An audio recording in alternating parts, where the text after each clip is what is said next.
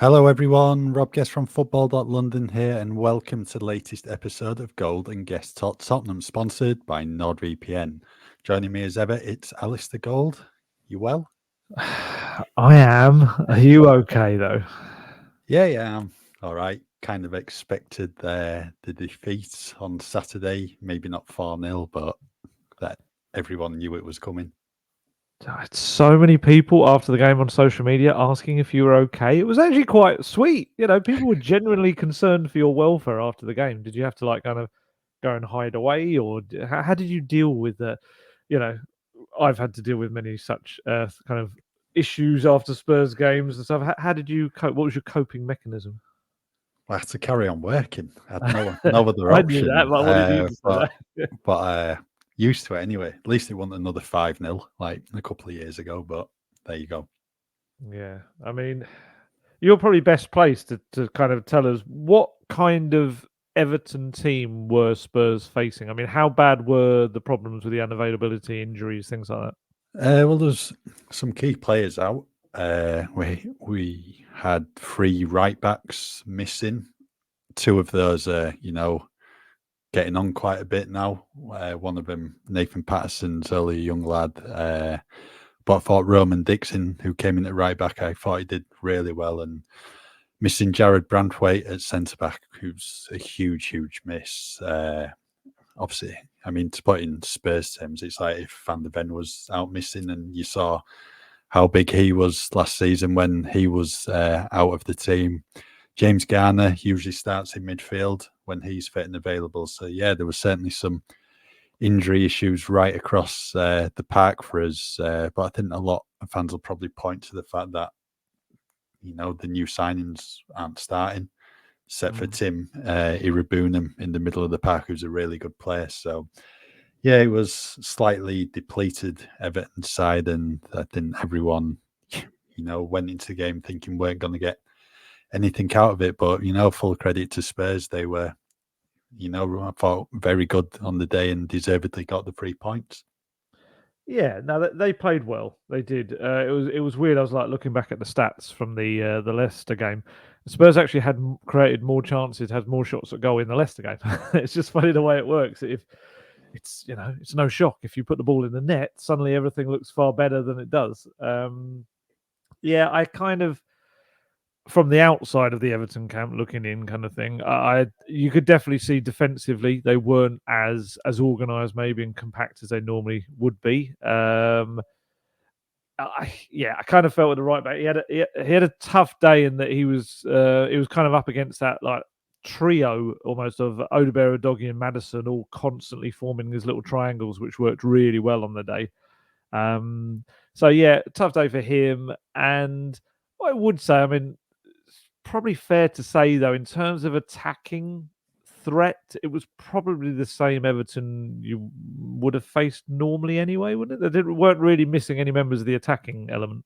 No. It's usually McNeil, Harrison, and DCL up front, but we've brought in a couple of new players this summer in Jesper Lindstrom and Illiman and Dye, and I think fans just want them to start just to freshen things up. And Lindstrom went close in the second half. He forced Vicario into a save. Other than that, there was only really a couple of half chances. I think Harrison was unmarked at the back post. What was that, about 15, 20 minutes into the game? So there were a few chances here and there, but just never really threatened Spurs. I think there were times when DCL had the ball in decent positions, but then there was just no support there. And when it's 1 against, 4, you just kind of turn the ball over and Spurs are just going to go up the other end with it. Yeah, I should point out to anyone that isn't a big Everton fan that DCL isn't like a knee injury. Probably it is Dominic Calvert-Lewin.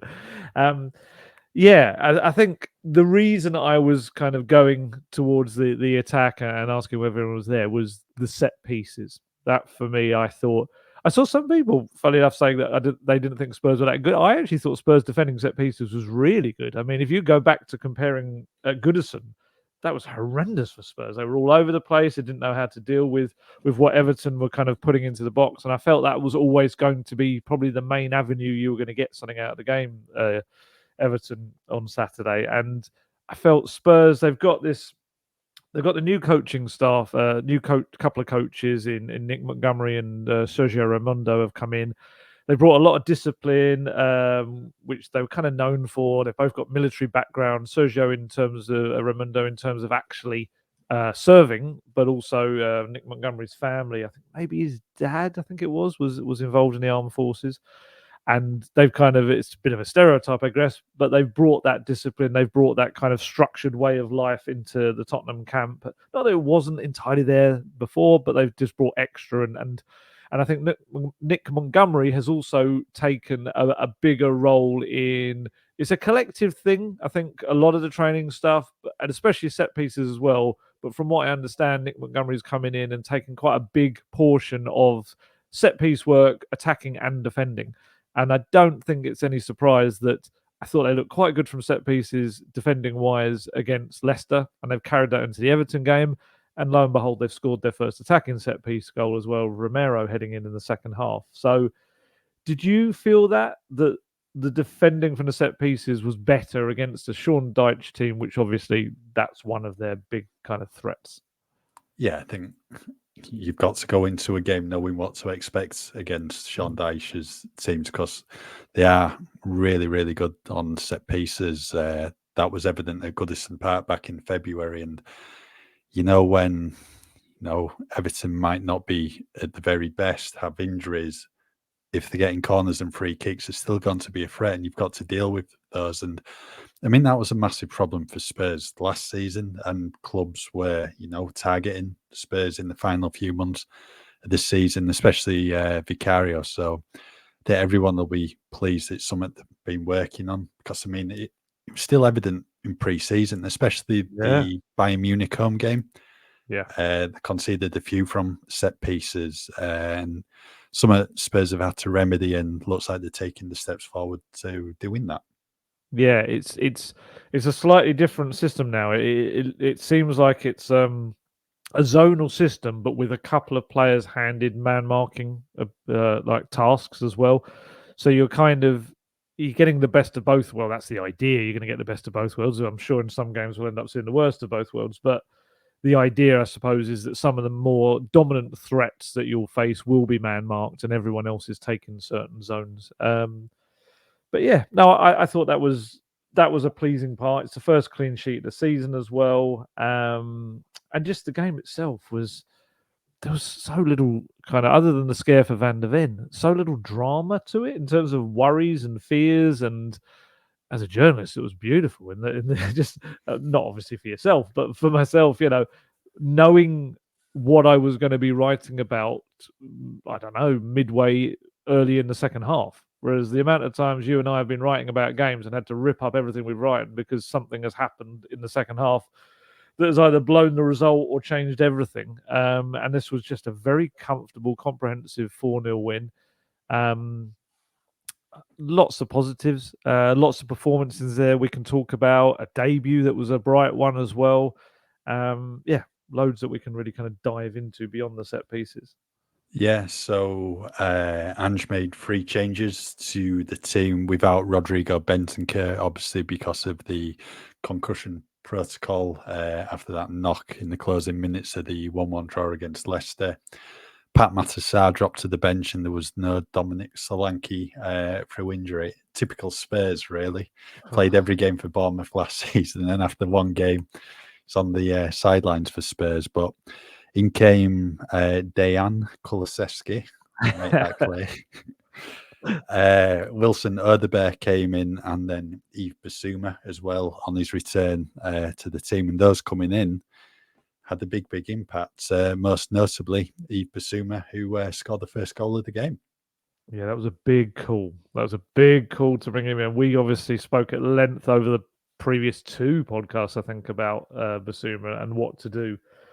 Because ultimately, you kind of got 2 options, haven't you, really? You can either keep punishing him, keep him on the sidelines, make him watch Archie Gray out there, an 18-year-old doing the job, or you say, right, okay, well, Bentancur's out. We're going to need you because we're going to play with two quite attacking players in Maddison and Kulusevski. So it might be a bit much to throw on Archie Gray. Oh, yeah, you're going to have to mop up everything behind these guys. And I guess it worked. There's no way around it. It worked. It worked on the day. He has carried this whole kind of mentality of, it's almost like the Yves Bissouma apology tour this week. There was a nice quotes from Ange in the press conference the day before, essentially saying that he said something along the lines of, when you tell your kid off or you punish them, I can't remember exactly what he said, and then for the next 2 days they're at their best behaviour. And he said, and Eves has been like that. He's first to meetings, first to training, everything like that.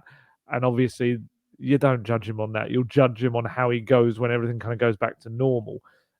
He's been really honest about Bissouma. He kind of let into the fact that there's been lots of little bits and pieces that haven't been great discipline-wise from Bissouma behind the scenes. And he said not major stuff, not like really bad things. He said this one was for him. He felt this latest incident was a really kind of big incident. But he said that there's all these little bits. And I presume it's maybe previous stuff we've heard of with Bissouma, maybe about timekeeping, I don't know, or just little bits and pieces. And he said it was also in games you could see it, that he would have a terrific performance for much of it and he just concentration lapse suddenly, or he would do something that wasn't fully being switched on and having the perfect attitude. So yeah, this was very much, like I said, the Bissouma apology tour. We got an absolutely wonderful goal. In the moment, I thought he just smashed a rocket of a shot, but when I watched it back in kind of slow-mo and close range, it's like an instep curling shot. It's actually a ridiculously good shot. There's a lot of kind of control and technique involved in it.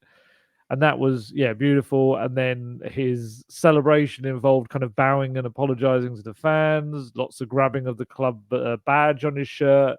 And then this kind of like a funny hug with Postecoglou. He kind of like bent over. It was almost like, it was like a kid kind of grabbing their parent and giving them a hug, like hunched over slightly. And you can see, I think Postecoglou is probably the biggest hugger of his players.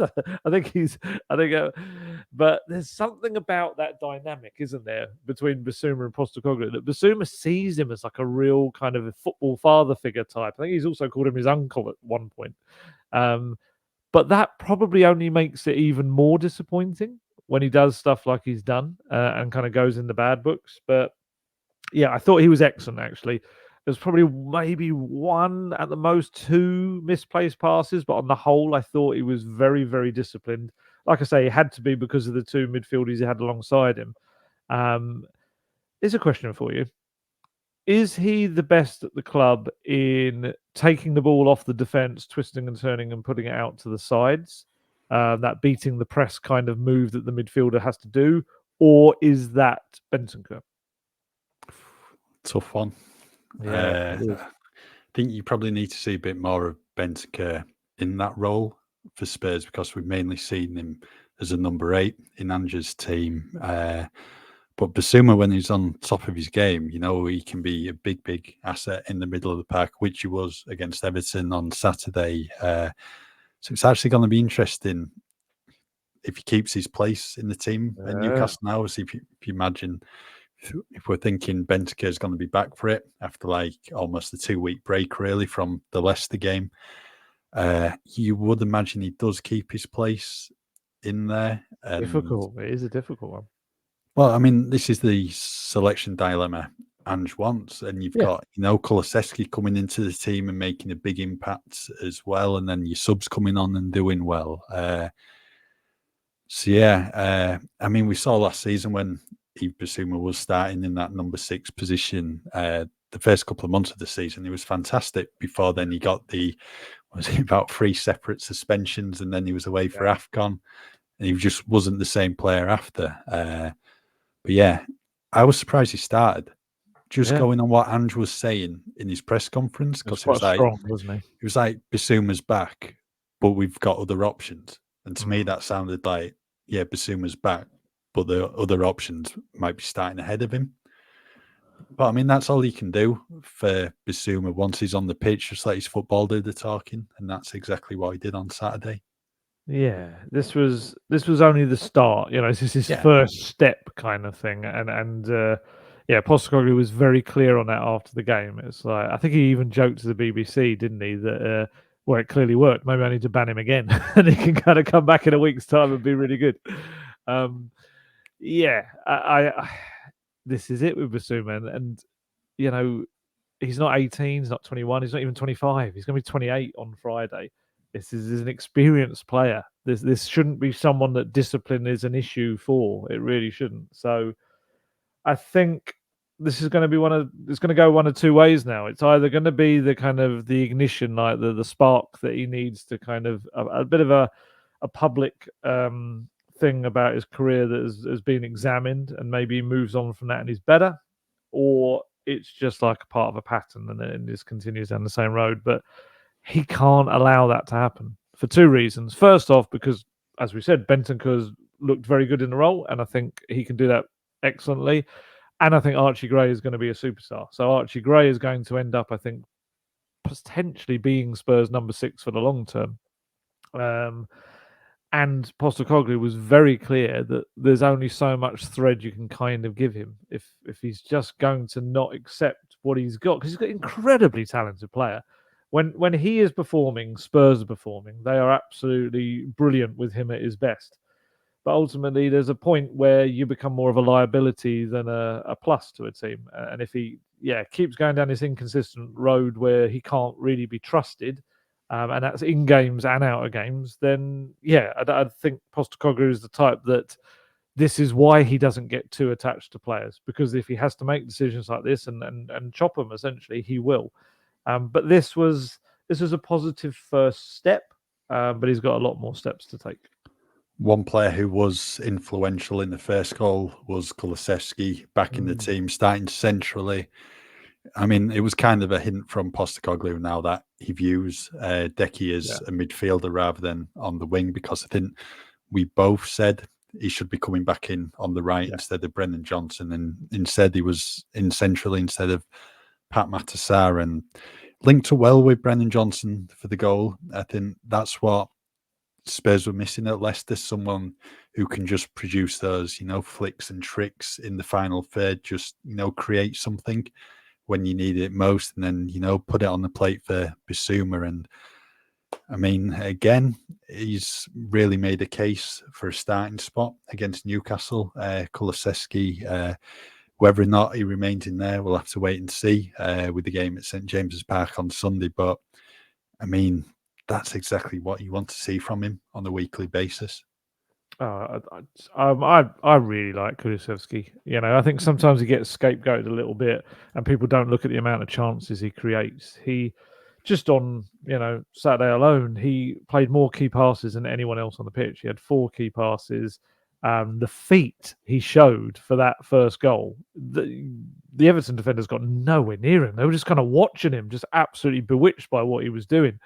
And then tease it up on a plate for Bissouma to kind of smash in. And like you said, just before that, the little interplay with Brennan Johnson was really good. I like him. I like him in the 8 role. I think that really suits a lot of his skill set. I think he's strong. He battles back. He's got that box-to-box energy that we've seen him use over and over again. So it's sometimes you kind of think, oh, if I play like a normal, a number 10, let's say, or a winger in the central midfield, they're going to be a bit lightweight. They're maybe not going to be able to do a lot of the defensive stuff. He does that as well. So Spurs have kind of suddenly got quite a lot of options in the 8 roles, wingers and 8 roles, and I thought he was very, very good. It's such a difficult choice for Newcastle because you've got the mobility of Sarr. He's very good in that respect, and also gives you a lot of defensive cover as well. But Kulusevski, for me, is kind of the informed player at Spurs over recent months, and it's a big call to kind of not put him into that lineup. And I like the fact that he's, rather than Postecoglou just thinking he doesn't fit my winger system, he's out. I like the fact that he's saying, well, actually, he could be a really valuable asset in the midfield, We'll get another winger in. We'll bring Odobert in, and now they've got like 6, 7 different choices of wingers, which Kulusevski could still play on the right over the course of the season. But we are going to use him in these deeper roles, and that bolsters our midfield options as well. And yeah, I think he's going to be very dangerous in that position. Yeah, I mean, that's where he was playing when he was going through the system at Atalanta before he ended up going to Juventus and Parma on loan. He was playing in those central areas, and I know he said to you on the pre-season, so was it 2 years ago? Yeah. Like, that's where he prefers playing. And we saw it last season when he was operating there, just how influential he can be. And Spurs do, I think they did against Leicester, miss such like a technical player in there just to open things up. And yeah, nice to see him making impacts back in the team. Wilson Odobert as well. He was another starter. Really positive performance. And I think he probably just shows you how much of an impression he made on the training pitch during the week. Because, I mean, compare it to Everton. Sean Dyche, maybe not starting Jesper Lindstrom and Illiman and Dyche straight away in the team, despite a decent pre-season from them both. But Postecoglou, on the other hand, seen something in Odobert in training, and he's straight in there. Because, I mean, there's still some good options on the bench for Spurs on the wings. You got Timo Werner as well. Richarlison can play wide. Son could have played left wing instead with Richarlison through the middle. But Odobert looked really good on the ball, positive from the first whistle, tricky player, used his pace, tried to make things happen. I think it was a really positive performance from him, and one that certainly left Tottenham fans wanting more. Yeah, he's a get you out of your seat kind of player. He is. You can see that. To have that combination of kind of pace and skill and brilliant technical ability, every time that ball was pinged to him, he stopped it dead every time. It was like, that's such a huge thing for a winger, especially to be able to take it into your run with you as well. I would say tracked back quite well as well. Did a lot of the defending side of the game. There was one lovely tackle. I can't remember who it was against, but he put it against the player and it went out for like a deep throw for Spurs. I think he was knackered come second half. I think you could see that he's probably had a lot more added responsibilities than he had at Burnley, even though he would be match fit because he was, started the championship season with them.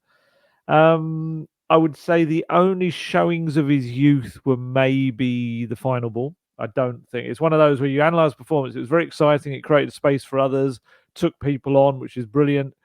But if you probably analyse what he actually did with the ball, it was either quite a simple layoff or an attempt to get a ball through to someone that didn't quite work. But that'll come. And I think a lot of that is also understanding the movement of your fellow attackers. That's something he won't know yet. And which players often pull back to the edge of the 6-yard box, which throw themselves in the goal line and things like that. And that will come.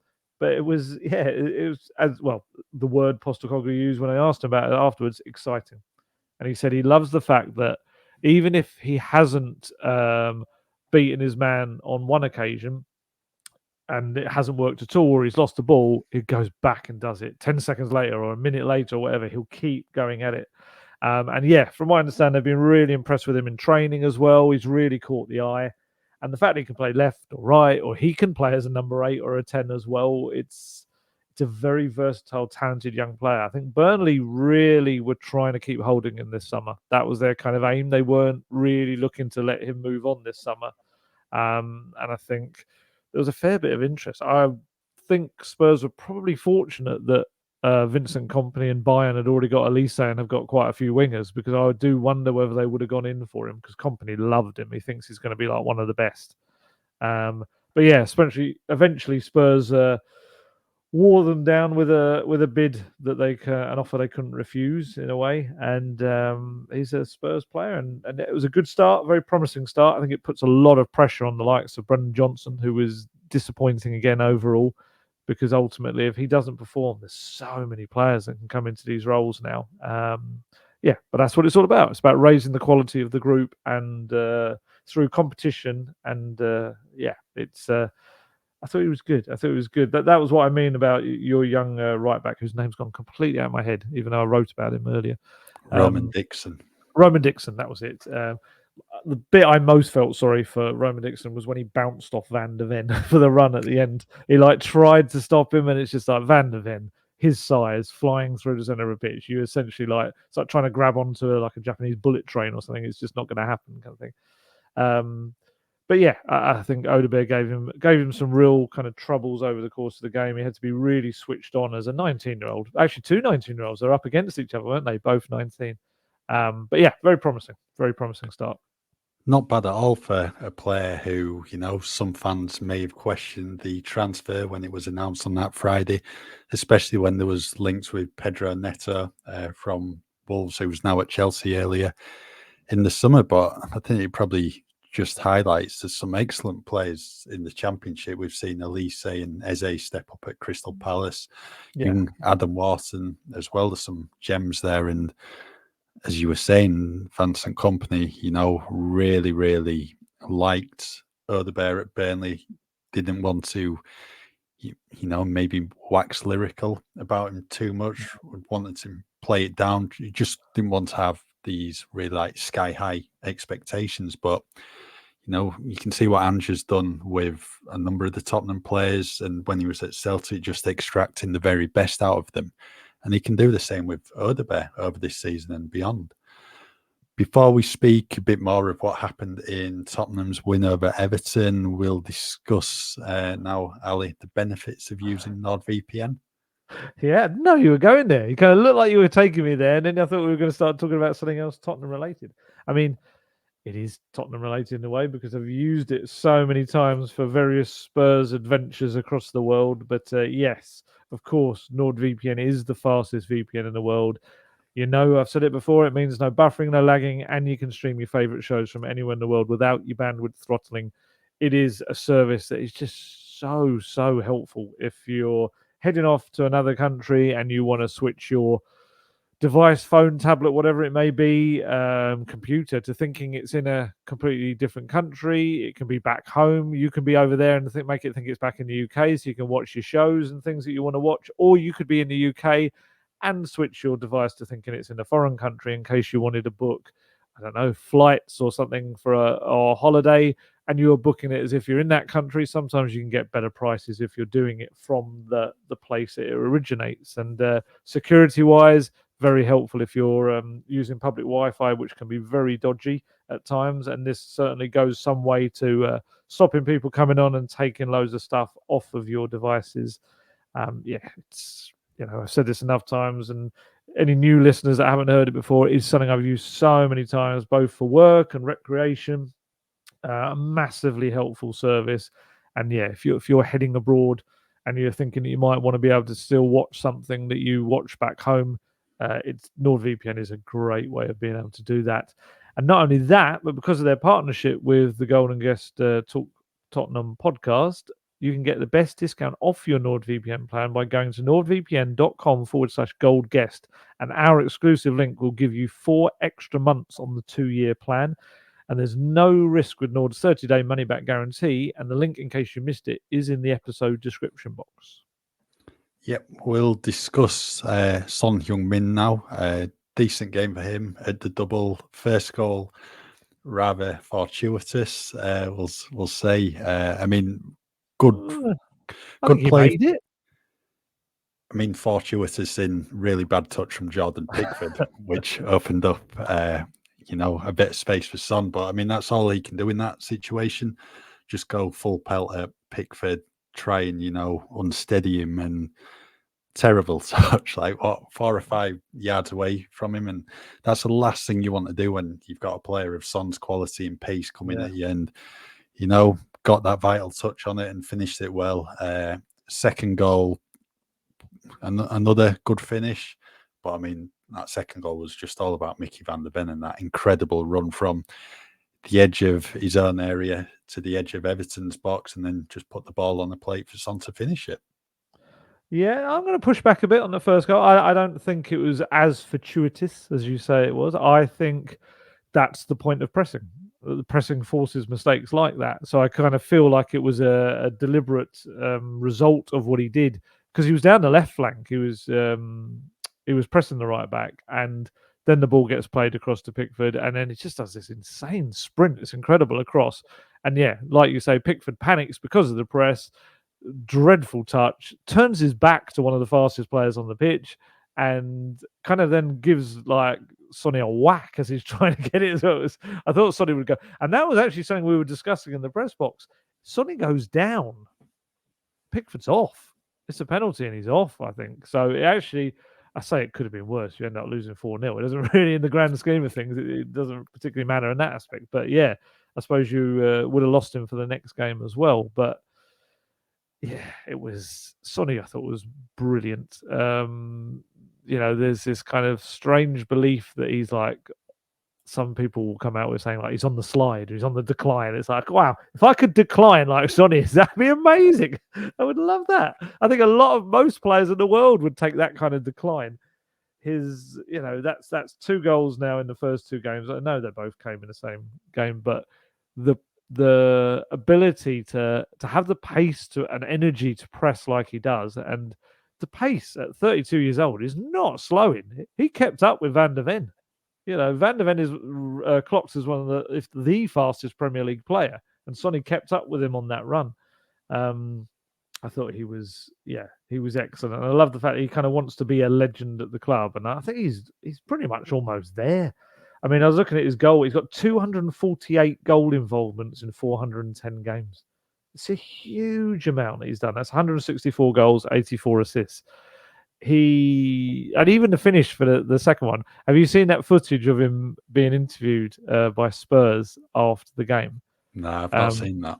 It's very good. So the interview itself is very good, but there's this very funny little moment where Ben Haynes, the presenter, says to him, like, in that moment with Pickford, like, do you ever get nervous when you've got the ball and it's like an open goal and you've got like a split second to get it in? And he just turned to him and went, Ben, I'm Sonny. And it was so funny. It was like, he's such a humble guy. And it was like a proper, like, that was really cool. He did very quickly kind of laugh and say, I'm joking. But it was just like, I love that. I love that he's got that little touch of confidence that I think the best players need to have about themselves. He was very good, and also scored through the central role and scored on the left wing. So he kind of put to bed the kind of notion that he, maybe isn't as good on the left wing or that he isn't as good in the centre forward role. It clearly is just a brilliant option in both. And I think we talked about Basuma earlier. I think Sonny is just such a great example of those young players. Like Odobert coming in for his first game, just watching Sonny and the way he goes about everything, he gives 100% from minute 1 to the end. And he does that on the training pitches every single day. And he's a bit like Basuma. He's kind of like the joker of the group as well.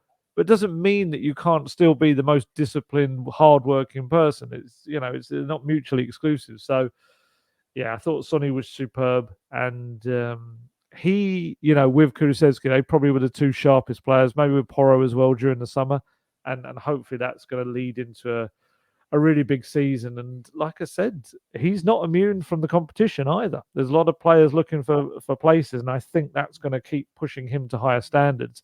And the flip side is, Sonny's been running to the ground in recent seasons, and now he can have a rest. There'll be times in Europa League games and Carabao Cup games and things like that when he doesn't have to even play a minute because of the amount of wingers. And I think that means we'll get to see the best version of Sonny this season. Yeah, hopefully there's no more situations like we saw against like Morecambe in the Cup, where you're expecting Spurs to win, and then with like 20 minutes, half an hour remaining, so I've got to bring Son and Kane on now to get the job done because they're not getting it sorted. But yeah, there's going to be plenty of options to rotate in the Europa League. Still going to be some tough fixtures in there because Spurs will be in pot 1 and then coming up against 2 more teams from pot 1. But yeah, bit more rest and rotation, I think, for Son. And second goal, finished it well at the near post, but I mean, that was all about the run from Mickey Van der Ven. Van der Ven, I mean, remarkable he was still on the pitch at that point, because you were thinking when he went down 5 minutes before half time, he's coming off it because he looked in absolute agony, holding his knee. And when you watch the replays, he goes with his right foot to try hook the ball away from Dwight McNeil. And then when he goes down, he just like jars and straight to the ground. And Dragusin had gone to warm up and he was called back at one point to get ready. And then Van der Ven somehow managed to play on. I thought it was going to be one of those scenarios where it's player manages to play until half-time, then they assess the injury at the break, and then he doesn't return. But he was just like stronger than ever second half, because he snuffed out a couple of Everton attacks as well when they were looking to break down the right, and then big impact in Everton's final third as well. What would you have done at half time? Would you have taken him off? If it was that bad, yeah, but clearly it was the right call from a Spurs perspective. Showed no signs of the issue after the break. But yeah, I mean, sometimes it's maybe one of those, given, what happened last season when he was injured, you don't want to push him too much and aggravate it. And let's be honest, I think the game was done at 2-0. Yeah. There's always a chance, Everton can come Tottenham. back in. Yeah, there's a chance Everton can come back into it. But they showed nothing in the first half to really trouble Spurs.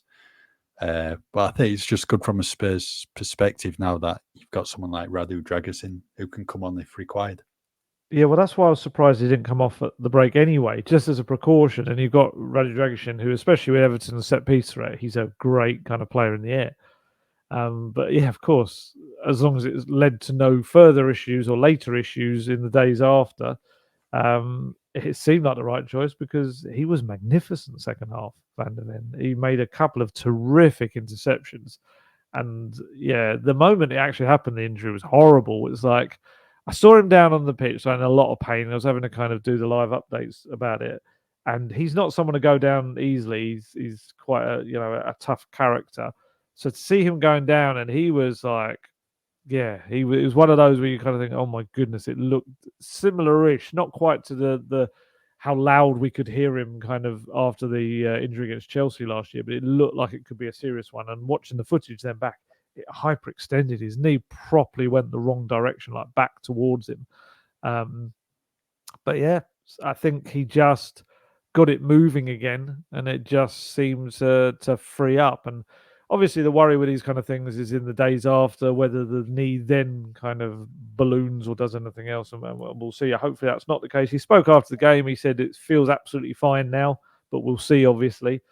But to have that physical ability as well at the end of the game in the last 10 minutes or so to make that run that he did, it's just, there was no way that they were ever going to get near him. And like I say, Dixon bouncing off him, and Sonny said afterwards, I was running alongside him just thinking and essentially saying, if you pass this to me early, I'm going to kill you.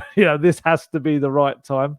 And he did. He just waited till Tarkowski was slightly drawn in and then just played it off to Sonny, who was a nice finish between Pickford's legs as well. But Van der Ven is just an incredible player. I thought he and Romero were brilliant. Romero in his 100th performance, I thought he was magnificent Saturday as well. But Van der Ven, it's just, I mean, we can't say it enough times. He just makes the whole back line work because of his pace. It's such a crucial element to it. That's the only thing that surprises me, that while Dragusin, I think, is a fantastic young defender, I don't think they've been able to replicate the pace that Van der Ven brings you. That's always the worry for me, is if he's not playing, where is that in the back line? And I think for me, I just feel that little bit more comfortable if they could find another very pacey player to kind of play that role. But yeah, he's terrific, and he's just got such a high ceiling as well. Postecoglou was asked about him afterwards, and it's just like he's a special footballer. He can be everything he wants to be. He's 23 years old, brilliant technique, great going forward. Postecoglou gives him the license to go forward, but he's also a magnificent defender as well. Probably in the air is one of the things he's got to improve as well. For a very, very big guy, he's maybe not as dominant in the air as he could be. We want him to be like Romero, the goal he scored. Like, that's strength. He's up against Tarkowski, who is someone that's known for that himself, and he absolutely smashes that in. But yeah, a good day, thankfully, for Van der Ven, when it could have been far worse. What did you think of Romero this Saturday? Yeah, performed well. I don't think he had that much to do defensively on the whole. Everton weren't really troubling Spurs, but his goal just, demonstrated everything that he brings to the team, that, aggression, the want and desire to get on the end of the ball, because it came between Tarkowski and Keane. And this was, bang bang in the middle of the goal, a couple of yards away. And in fairness, I think it's one Everton should really deal with.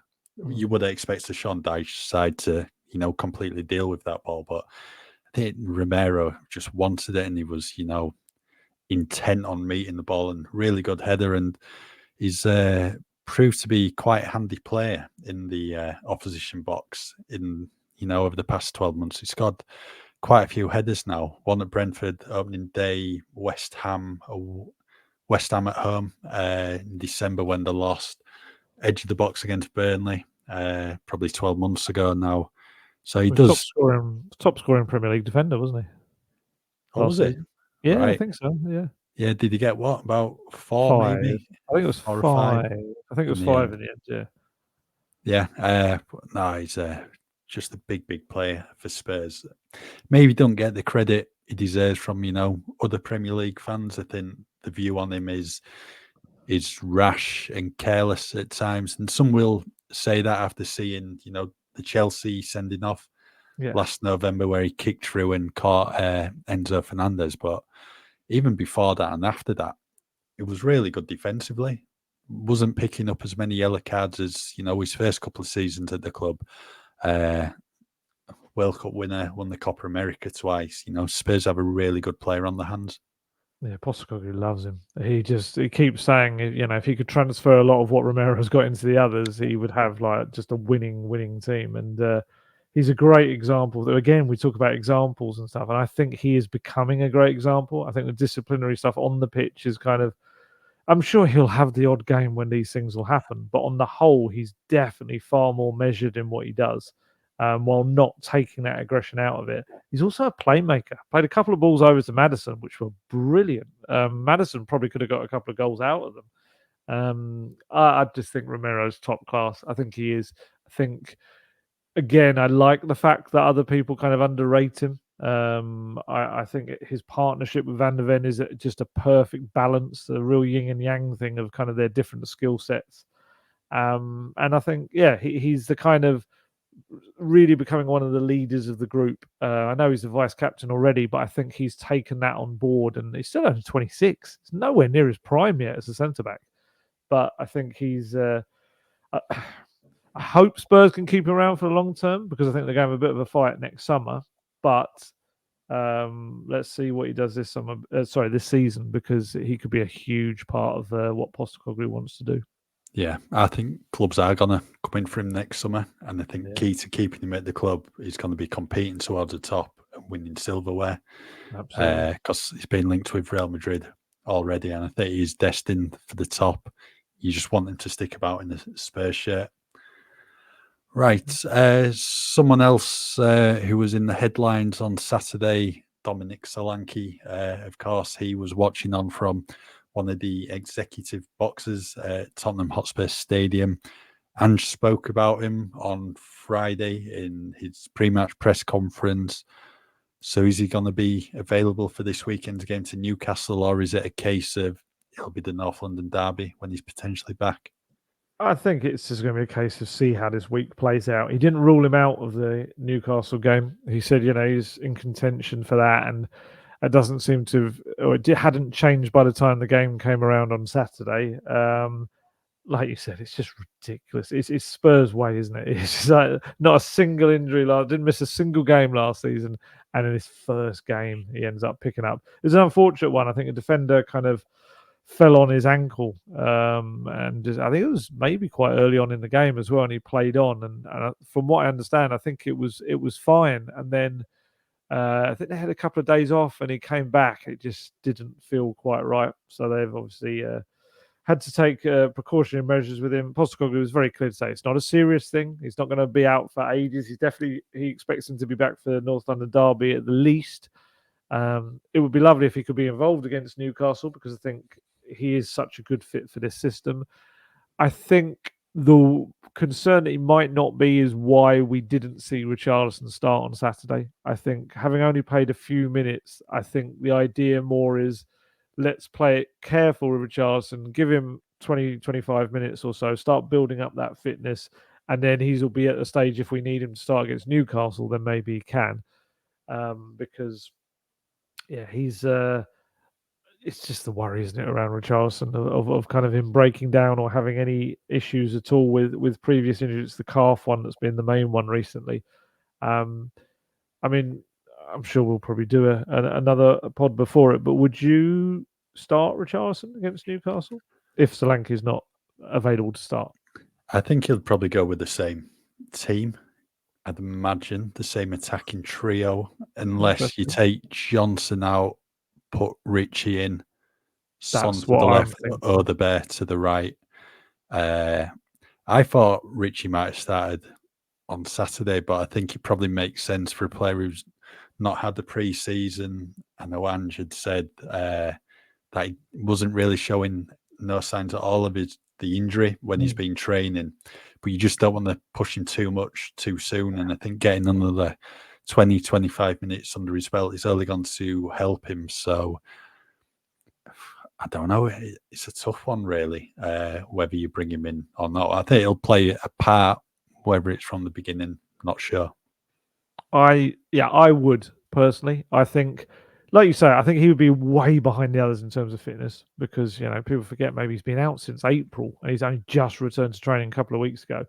So, but if he, with a half an hour or so in his legs, then you can start to look at maybe getting an hour against Newcastle. I think aerially, I think that's quite important as well to have him both one end of the pitch and the other. Because that was another thing that, Spurs, even though defended set pieces well, it didn't have the kind of the big front man to come back and also help out too. I probably would put him back in. And Johnson, I think, it just hasn't worked for him these first couple of games. I think it's he got all of the game because Odobert tired. Otherwise, I think Odobert had probably been a little bit fitter and able to see out that game. I think probably Johnson would have been the one that came off. Yeah, we'll see. I mean, we'll discuss that in the second pod of the week. But I would probably bring Richarlison back in as well. Yeah. Busy week, should be at Tottenham Hotspur Stadium. We've got the Europa League draw coming up, I think 1 p.m. on midday, maybe on Friday. And then it's also, I think it's morning, isn't it? I think Europa League draws quite early, isn't it? I can't remember, but there's Conference League as well. So I imagine that might be one, it might be lunchtime, midday for the Europa League, but we'll check up on that. Also, transfer deadline on Friday, 11 p.m. I think since the last pod, Ashley Phillips has gone out of the door. He's joined Stoke City on a season-long loan, was in the squad on Saturday as they lost at home to West Brom. Didn't come off the bench, though, but you'd imagine there should be some minutes for him coming soon. I'm not sure if they've got a Carabao Cup game Tuesday or Wednesday. But, good week on the training pitch. You'd like to think he's in the team for Saturday's game. Any other deals then? What can we expect? I mean, you've got to imagine Alfie Devine gets a loan move. Lo Celso and Reguilon need permanent moves just because of the contract status. And then Manor Solomon as well, who looks to be on the way to Leeds. What's going to happen then? Well, we're hoping Manor Solomon ends up going to Leeds. It's kind of been a bit of a drawn out, prolonged one that thus far. It still seems to be a little bit of going back and forward between the two clubs. We'll have to see exactly how that ends up. But Reguilon and Lo Celso are kind of the more difficult ones because they shouldn't be in terms of the quality of the players. I think both players could play in many teams across the continent, but it's exactly what you said. It's the issue between that you can't really loan them. You can't unless you do some kind of Eric Dyer type deal where there's a loan fee that becomes active over the course of the season. Or a contract extension, what I'm sure would go down really well with fans. Yes, there probably won't be. You never know. That would be that would be a hell of a left field option. But you've got to find a place that they're willing to. It's so difficult because any club knows that Spurs are in the weaker position because of the year left, and it's not like someone like Højbjerg, let's say, who was, you could see that he was playing week out, was getting a lot of game time. Reguilon wasn't wanted; he was put out on loan. The Celso clearly isn't wanted either. Yeah, I think they're probably the key two senior ones you're looking to head out the door. You never know; there could be a surprise one, especially with the squad registration rules that we won't go into. But if you're going to try and register a late arrival, someone is going to have to head out the door. So you might get one more of those. What level would you like to see Alfie Devine at? I think Championship again, to have another crack at the Championship, because he was in and out of the Plymouth team, especially when Ian Foster, the manager, got the bullet. Unless there's an opportunity for him to go abroad. I mean, look at Excelsior Rotterdam, how well that loan spell worked out for Troy Parrott last year. Surely Excelsior should be looking at Spurs and thinking, what are the good young players have they got at the club to come over to the league and have an impact? But I suppose they went down, didn't they, in the Eredivisie? So maybe not the one, but there might be potential other options abroad. But I think for me personally, you've got to be looking at a Championship loan for Alfie. Yeah, I've also got an apology to make. You are absolutely spot on. 12 o'clock Europa League draw on Thursday. Oh yeah, it's Thursday, isn't it? Europa League draw as well. Champions League's Thursday. Oh, they've got it wrong. Sorry, this report's got it wrong. Yeah, of course it's Friday. I know it's Friday because it's all on the same day. We've got Europa League draw on Friday. We've got the Ange press conference on the Friday. It's like one of the busiest transfer deadline days in terms of everything else going on possible. But yeah, this report seems to be saying 12 o'clock. I know the seedings and who's in the different pots will be available from 8:30, I think it is, on the day in the morning. So yeah, we'll know more that day. Who else? I mean, what about incomings? What do you think, incomings wise? Do you think there's likely to be anything? You never know with Spurs, do you? I don't think anyone expected the Wilson Odobert signing. That just came completely out of the blue. So I think Spurs did. Ange seemed to saying it was from the start of the summer they were trying to get him. It just hadn't been able to get him. Very little talk. Yeah. I think it was probably only 20 minutes, half an hour before when it was the first whispers of Odebert's going to Spurs. I think Spurs will probably just be keeping their eye out on potential transfer incomings as they do. I still think the shot at centre back. Ange made that point clear towards the end of last season, but then was asked again pre-match press conference on Friday before the Everton game. And he seemed to suggest they're okay in that position. He's happy there because the strikers saying Ben Davies and Archie Gray can play there. So yeah, no, he was quite clear. He was kind of, the question was quite direct. It was from George from PA. He was asked, do you think that will be an area you'll look to bring someone else in? And he said, no. He was quite clear. And then he said, yeah, exactly all those options you said, which, yeah, I still feel I'd like to see a pacey kind of centre back come in there as another option. But yeah, that's interesting. I think the issue on Saturday was if Van der Ven's injured and he's out for an extended spell, then it's Dragusin, and then it's Ben Davies, who is a left back by trade. But Jed Spence came on ahead of him. I wonder if he is actually seeing him as a centre back this season. Maybe, and the same with Kulusevski in midfield. Maybe he's swap positions for some players who he thinks are probably better, played elsewhere, maybe than the traditional positions previously.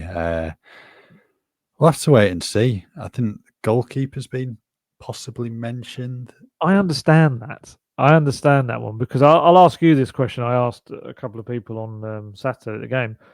Would you be comfortable if Vicario's out for an extended period of time with the other options being your main first choice goalkeeper?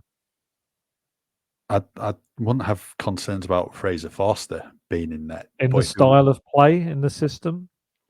Maybe not the best one suited, but he's more experienced than, Brandon Austin. I think that'd just be a big risk because what's Brandon, 25, 26? Might have 20 senior first team appearances to his name. The vast majority of Yeah, vast majority of those in Denmark, and then he might have got 5 or 6 in the MLS. Yeah. When he was there, you want your goalkeeper to have experience of playing, first team football. Yeah, I personally wouldn't have concerns with Forster being in there. So I think he's done well previously when called upon. But I mean, then who do you look to bring in? Well, this is it. And again, I hate now harping on about the whole foreign player kind of domestic thing, but it is an issue in that I could quite easily say I'd like to bring in another goalkeeper personally that would be of a similar vein to Vicario, someone that can come in and play that kind of high line sweeper roles, got the pace, got the ability on the ball as well with his feet. Was Galini meant to do that when he came in? Well, yeah, yeah. Let's not go down that road too much. Yes, Fabio Paratici, masterstroke there of a player who I remember he and Nuno were certain that Galini was going to be the new number one. Lloris was on his way, and yeah, it didn't work out that way. Did not work out that way. But yeah, if let's say you bring in another goalkeeper, we've already got doubts over whether Forster can be registered for the Europa League squad anyway. We were wondering whether he might be one that comes out. Alfie Whiteman and Brandon Austin are your two only remaining club-trained players. It becomes very, very awkward if you bring another keeper. I wonder whether maybe they sort that for the future. Maybe they see someone, they bring them in and then loan them out, or it's someone they bring in January. I don't know, but I like Forster, and he's a brilliant person around the club, like an incredible professional, and everyone loves him. He just apparently is hilarious. He's like the funniest guy. Everyone says that about him, but I don't think that balances up the fact I still don't think he entirely fits the system. Which was kind of why I was a little bit surprised he ended up getting an extension to his contract last year. But yeah, and he seems to be number 2. Bearing in mind he was on the bench as the number 2, looks like Brandon Austin hasn't quite taken that off him yet. Austin got that 5-year contract, obviously, in the summer or just before the summer. Yeah, I don't know. I think I'd like to see a more system suiting number 2 myself, but whether you can do that this summer and actually have them playing in the squad this summer, I don't know. Any other positions you think you'd like to see strengthened? I think that's pretty much it. An alternative to Destiny Doggy would be nice, but I don't see the point in buying for buying's sake. When Jed Spence did okay there, again, when he's been played, there's Ben Davies who can play in the position, doesn't offer what a Doggy does going forward, but I think that's something, maybe look at next summer or even in January if there's a good option there. I think Spurs, there's plenty of cover, midfield and attack now. And you start blocking people, don't you? If you bring in people just for the sake of it, people just can't play. Yeah, I don't think it'll be a hectic window, into the window in terms of incomings, put it that way. Yeah, I think the key thing is they've got their lists of players that they want in every position. I think if sometimes the market moves a little bit and a player that wasn't previously available becomes available, and that's when you've got your decision. It's like, okay, well that player is quality. If we can get them in, then we just have to take the hit that someone further down the pecking order at the club, unfortunately, just doesn't get the game time, or we have to move them on because we're able to vastly raise the level of what we're kind of putting out week in, week out. That's the kind of moves I could see. I did think a centre back would have made sense, or a left back. I absolutely agree with that. Or someone that can play both would have made a lot of sense. But maybe he looks at it and thinks, well, Van der Ven can play left back now as well. You can put Dragusin then into the centre. I still don't think Ben Davies fits it perfectly. I think Jed Spence, I think it's a tough role for him. He can play it, but I do think it doesn't fit him naturally. It's going to be very difficult when people are running down that flank at him. But yeah, I think they would be the two main ones I would personally be looking at, defence or left back, and I could understand the goalkeeper one.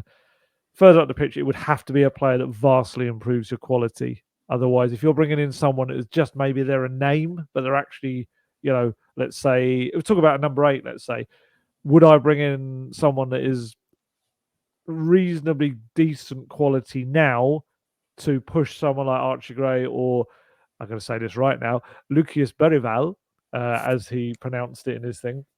I'm going to come back to that in a second. Would I want to bring in someone who is marginally better for the now than those two, thus blocking their path so Spurs don't end up getting two potentially world-class players? I think they've got that ability in their locker that high as their ceiling. It's like you've got to kind of juggle up not only the now but also the future. And going back to the Lucius Berival thing. If you haven't seen it, there's been a video that's been put out. Spurs shared it as well. The Premier League did it, where every single player in the Premier League, every squad, has had to stand there and say their name slowly to the camera so that everyone can pronounce them properly. There's been a few little issues with it. There's been some players that have come out this year with a completely different pronunciation of their surname or their name to last year. Asia at Brentford appearing to be one of them. And at Spurs, we've had a few interesting little things that Guesty and I are going to have to kind of get our heads around and figuring out to change the way we've said stuff so many times over the past. So Lucas Bergvall, as we always called him, in his video, he said Lucius Berival. I've had some Swedish people have since said to me that the Lucius isn't quite right. And it's like, well, that's what he said. I can't argue with him. That's kind of what he said. But Berival seems to be definitely the part. What else do we have? We had Jamie Donnelly, as we've always called him, tried to call him, only went and said Jamie Donnelly. And it was like, what are you doing? That's how we were kind of not meaning to, but pronouncing it that way. The other one, no, Timo Werner, we knew it's kind of said like a V. Who was the other one? Oh, this one is a bit of a confusing one. So Pap Matassar, that is the correct way to say his name. However, he is the politest, loveliest young man, and everyone around the club has just called him Pape. So being this polite, lovely young man, he has just eventually thought, oh, everyone calls me that. I'll just call myself Pape as well. So in his new video, and the video of all these people saying their names, he says Pape Matassar, despite the fact his name is actually Pap. But he's just thought it's easier. And I think there's been examples of that in the past where players' names have been said completely wrongly, absolutely butchered. And they've just thought, oh, do you know what? If that's the anglicized version, that's what you want to go with, I'll just say that's my name. And certain ways, and when they go back home, their name is said completely differently. But yeah, it was quite eye-opening. So there's a few there. Was there anyone else I've forgotten about that we've got to pronounce completely differently now? Not from a Tottenham perspective. I think looking at the video, there's Erling Braut Haaland and Yes, a Norwegian person in the comments saying that he's pronouncing all three of his names completely wrong. Another one, Sean Deitch, not Sean Dyche. So probably the simplest name, we've been pronouncing it wrong. I probably pronounced it wrong in today's podcast as well. You did. I was going to pick you up and I thought, oh, I'll leave it to this little bit at the end. But no, I think that was it from a Tottenham perspective. I think you're going to go through the full list now, aren't you? And pronounce them at the end of this podcast. No, absolutely not. But I'm going to have to remember Berival. Berival is so different to Bergvall that I've been saying. It's like when you remember the lyrics of a song and you've always sung it that way, and it's like it's actually completely wrong. So we're gonna have to get our head around those. But little vindication for the Jamie Donnelly thing, although I still don't understand why he pronounced it like that. But there you go. Right, we'll call it a day for today's latest episode of Golden Guest Talk Tottenham. We'll be back later in the week, probably Thursday, I imagine. I mean, Friday's just going to be hectic. So we'll be previewing the Europa League draw and then whatever happens in the transfer window between now and Friday, and then also looking ahead to Sunday's trip to St James's Park. So in the meantime, keep with us at football.london for all your latest Tottenham news. To get the best discount off your NordVPN plan, go to nordvpn.com/gold guest. Our link will give you 4 extra months on the 2-year plan. There's no risk with Nord's 30-day money-back guarantee. The link is in the podcast episode description box.